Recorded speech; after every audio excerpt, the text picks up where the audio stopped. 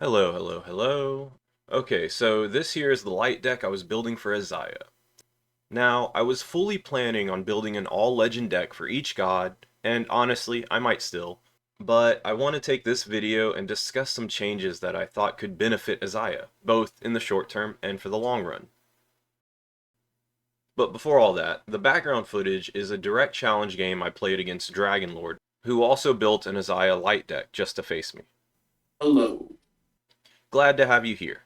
Unfortunately, all of our banter will be muted so that editor Sadisteck can edit in this voiceover. It's okay though, you're not missing much.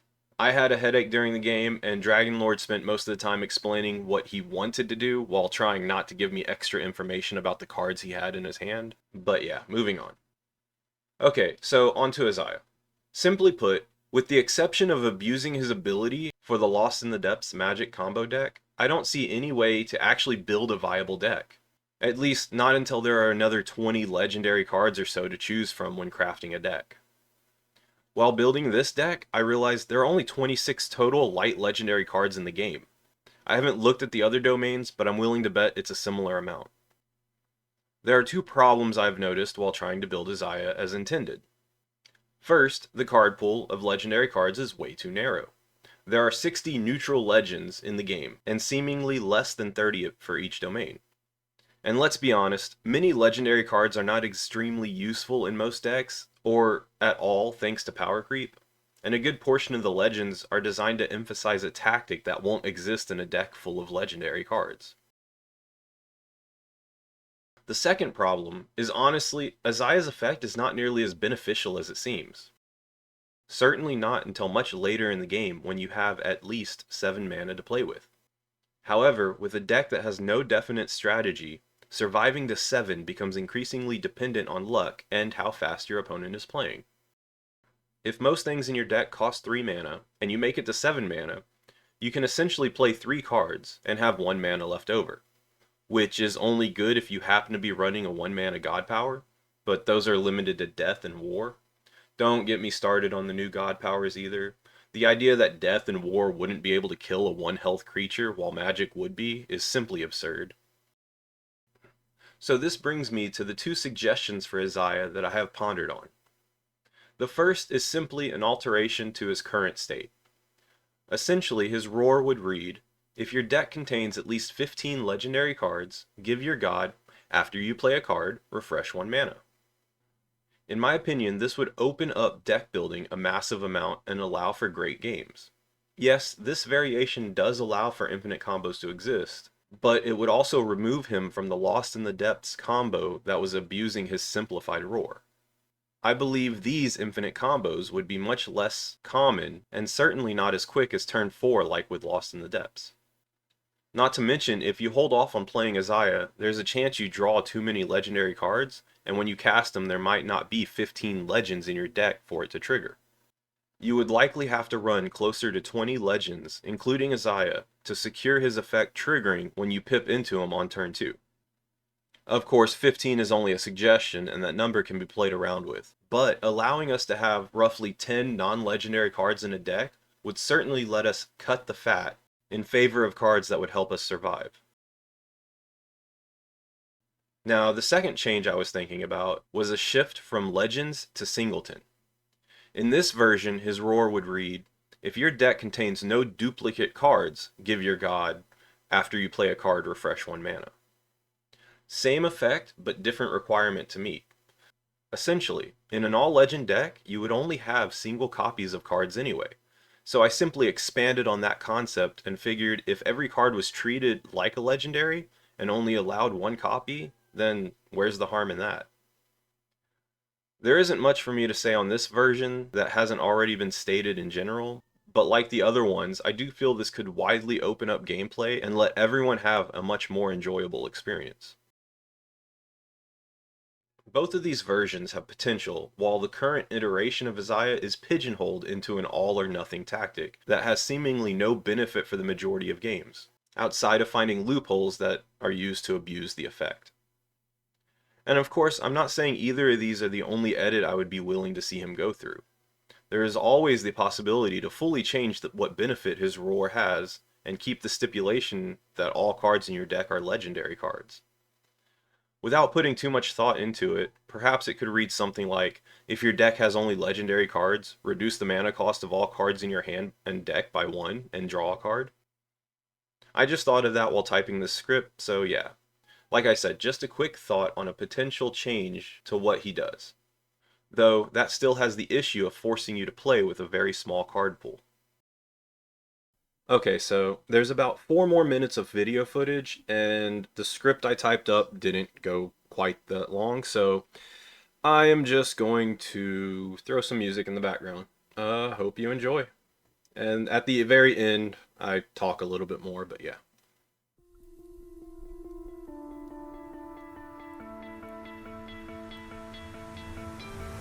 You stole my heart of gold after my silver soul. Can you dig any deeper now?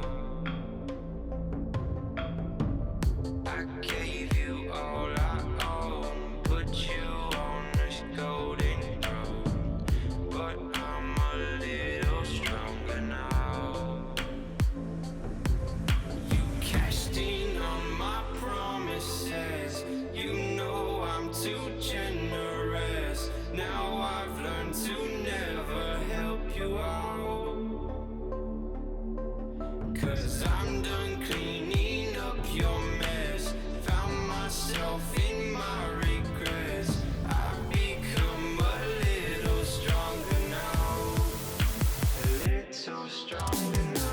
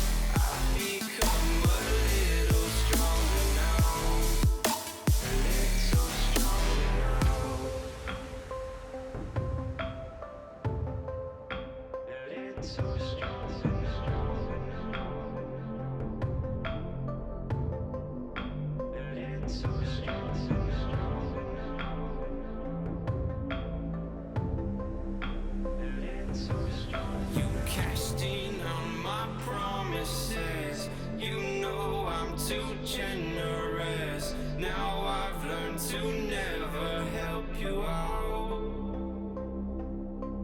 'Cause I'm done cleaning up your mess. Found myself in my regrets. I've become a little stronger now. A little stronger now.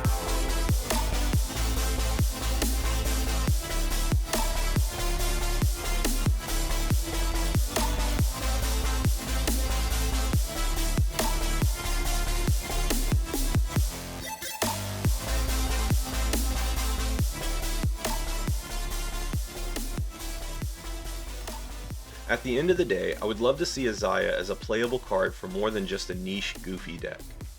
The art alone is too damn good for him to fall into the cracks with other GU cards that rarely see the light of day. This is my official notice to Gods Unchained. You may use any of my ideas expressed in this video to improve Azaiah Hand of the Spire. All I ask is to be credited where appropriate. As for my viewers, I am interested to hear your opinions on the current Azaiah, and about my suggestions and changes. Am I an outlier for wanting him to be changed, or do some of my ideas have merit? Either way, have a good night and enjoy.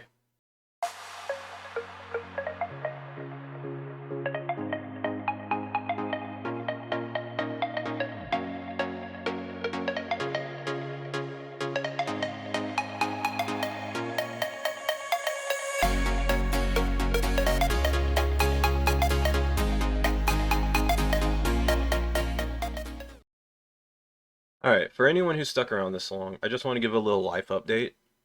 I've been struggling to sleep at night more than 3 hours, and I don't know why. I've been laying in bed for hours, just unable to fully fall asleep. My body wants to rest, my mind gets to the brink, I just can't fall asleep.